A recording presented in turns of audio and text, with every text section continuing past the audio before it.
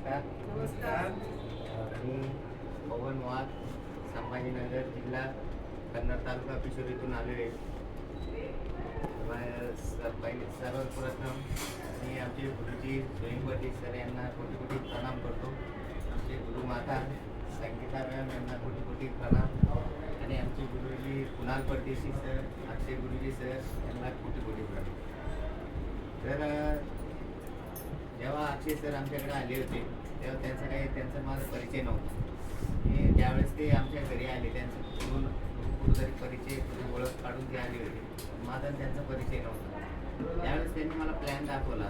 त्यावेळेस मला म्हणजे बरेचसे प्रश्न, मी अगोदर फायनान्शियलमध्ये परत याच्यामध्ये मार्केटिंगमध्ये काम केलेलं होतं. त्याच्यामुळे मला असा विश्वास नव्हता की आपण याच्यामध्ये पण सक्सेस होऊ शकतो.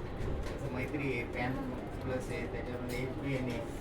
या कंपन्यामध्ये मी काम केलेलं आहे. त्याच्यामध्ये ते कंपन्या पूर्ण वर पडल्या आणि इन्व्हेस्टमेंट करून स्वतःचं नुकसान पण केलं आणि दुसऱ्याचं पण नुकसान केलं.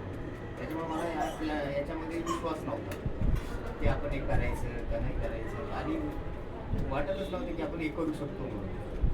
पण त्याच्यामध्ये मग थोडासा अभ्यास केला की आता याच्यामध्ये आपल्याला कोणाकडनं पैसे घ्यायचे नाही, कोणाची इन्व्हेस्टमेंट करायची नाही आणि आपलं पण स्वतःचं काही इन्व्हेस्टमेंट नाही. आपण फक्त एक वस्तू घेतोय तसं आणि त्याचे पैसे आपण पे करतोय.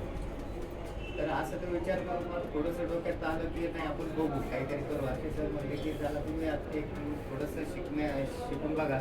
त्या माध्यमातून तुम्हाला थोडंसं काही जर वाटलं तर तुम्ही करा, नाही तर करू नका.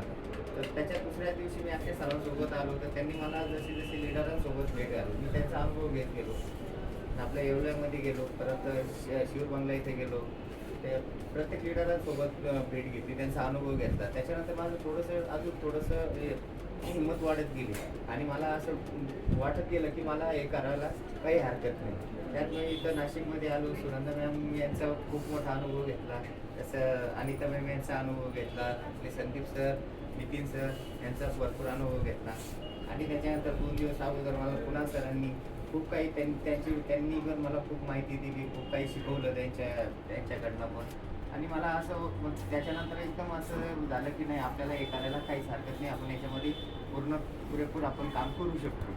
आणि याच्यामध्ये करायच्या अगोदर मला सगळ्यात महत्त्वाचा मुद्दा वाटला शिकणे हा खूप महत्त्वाचा मुद्दा आहे. कारण की आपण ज्यावेळेस त्या क्षेत्रामध्ये उतरतो तर आपल्याला काहीतरी समोरच्या व्यक्तीला आपल्याला बोलता आलं पाहिजे, सांगता आलं पाहिजे की काही ना काही आपण काय करतोय, कसं करतोय आणि कसं मॅनेज करायचं समोरच्या व्यक्तीला ते आपल्याला आलं पाहिजे. त्याच्यासाठी मी शिकण्यासाठी आज सरांसोबत 10 दिवसापासून आहे आणि असं म्हणजे मला आता तरी बरंचसं समजा की 30% तरी मी स्वतः काहीतरी असं वाटतं की मी शिकलेलो आहे.